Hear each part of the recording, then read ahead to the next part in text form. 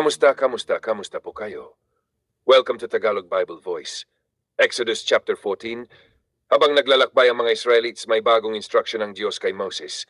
Medyo surprising, pinabalik sila at pinapuwesto malapit sa dagat.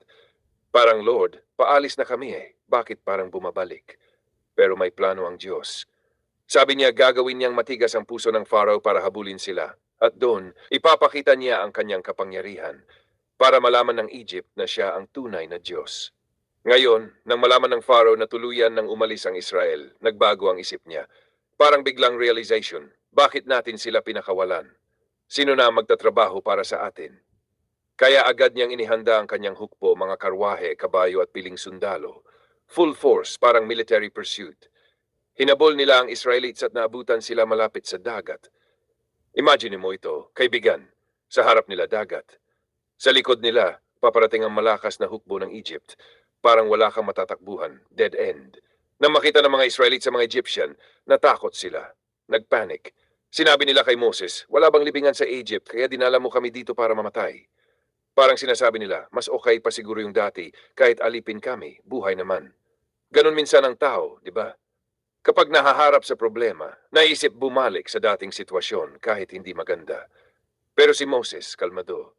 Sabi niya, huwag kayong matakot, stand firm. Makikita ninyo ang pagliligtas ng Diyos. Yung mga Egyptian na nakikita ninyo ngayon, hindi na ninyo makikita pa kailanman. Ang Diyos ang lalaban para sa inyo.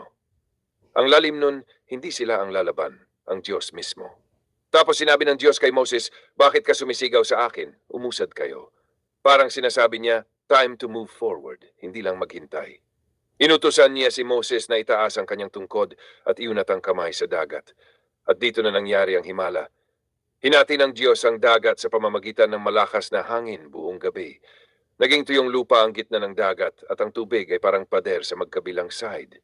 Isipin mo, parang naglalakad ka sa ilalim ng dagat pero tuyo ang paa mo. Sa kanan at kaliwa mo, tubig na parang nakatigigil. Dumaan ang buong Israel sa gitna, ligtas. Pero hindi pa tapos.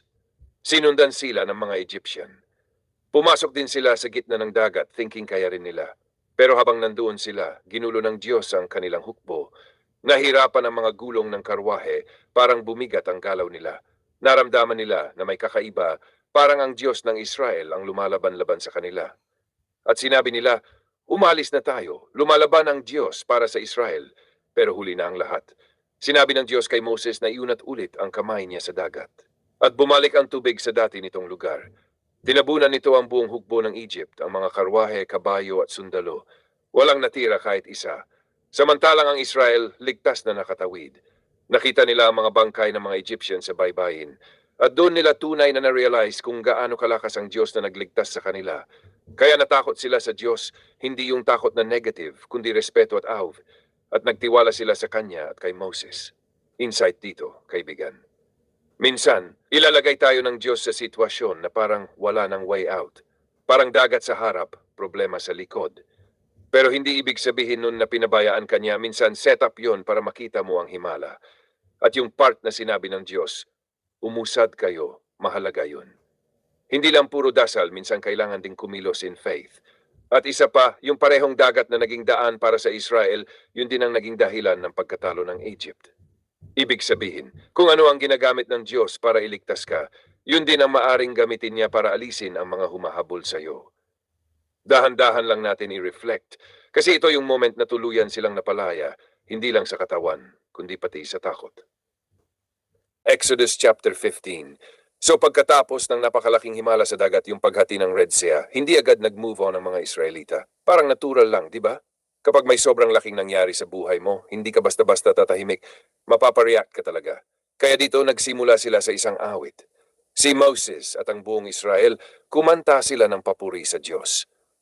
Parang victory song. Sabi nila, awit ako sa Panginoon dahil siya ay dakilang nagtagumpay. Imagine mo parang after ng isang matinding laban, tapos nanalo kayo, lahat kayo sabay-sabay kumakanta at sumisigaw sa tuwa. Binanggit nila kung paano nilunod ng Diyos ang mga kabayo at chariots ni Pharaoh sa dagat. Parang sinasabi nila, yung akala naming pinakamalakas na kalaban, wala pala sa Kanya. Ang ganda rin ang description nila sa Diyos dito. Hindi lang basta powerful, parang warrior. Sabi nila, ang Diyos ay mandirigma na lumalaban para sa kanila. Ibig sabihin, hindi lang siya observer, siya mismo ang kumikilos. Tapos inalala nila kung paano hinati ang dagat, paano sila dumaan sa tuyong lupa, at paano nilamon ng tubig ang kalaban nila. Para bang nire-replay nila yung buong pangyayari. Pero this time, with gratitude na. May part din na parang future-looking. Sinasabi nila na maririnig ng ibang nations ang ginawa ng Diyos at matatakot. Parang reputation ng Diyos. Kumakalat na. Ngayon, hindi lang si Moses ang nag-lead ng awit. Pumasok si Miriam, kapatid ni Moses. Isa siyang propetisa. Kumuha siya ng tambourine, parang maliit na instrument na may tunog, at sumayaw kasama ang ibang kababaihan. Parang celebration talaga, hindi lang tahimik na kanta. May sayawan, may rhythm, may energy. Ulit-ulit nilang kinakanta, ang Panginoon ay dakilang nagtagumpay. Pero alam mo, dito rin makikita kung gaano kabilis magbago ang mood ng tao. Pagkatapos ng celebration, naglakbay sila sa disyerto ng Shur. 3 araw silang naglakad, walang tubig. Ngayon, imagine mo to, galing ka sa isang milagro, sobrang taas ng faith mo, tapos biglang basic need lang tubig, wala ka. Pagdating nila sa lugar na tinatawag na Mara, may tubig nga, pero mapait. Hindi inumin. Parang yung excitement nila, biglang bagsak ulit. At tulad ng dati, nagreklamo sila. Sabi nila, ano na ang inumin namin?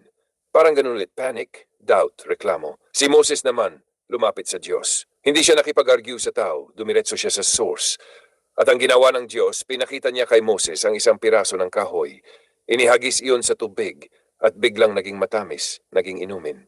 Ang simple pero powerful, di ba?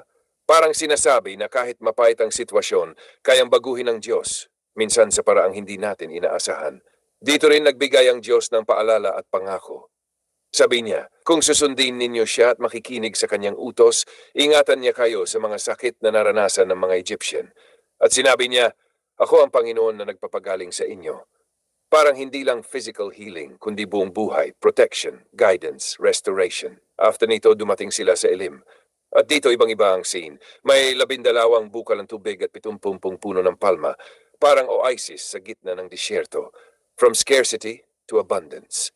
Kung isipin mo, parang buhay din natin to. May moments na sobrang taas, parang Red Sea miracle. May moments na celebration. Tapos biglang may Mara, mapait, mahirap, confusing. Pero kung magtitiwala ka, may Elim din, rest, provision, at refreshment. Interesting fact, yung awit sa chapter na to, isa sa pinakamatandang recorded songs sa Bible. Ibig sabihin, even sa pinakaunang panahon, ang natural response ng tao sa kabutihan ng Diyos ay umawit at magpasalamat. Kaya minsan, kahit hindi pa tapos ang journey mo, pwede ka pa ring magpasalamat. Kasi tulad nila, hindi pa sila nasa promised land pero naranasan na nila ang katapatan ng Diyos sa bawat hakbang.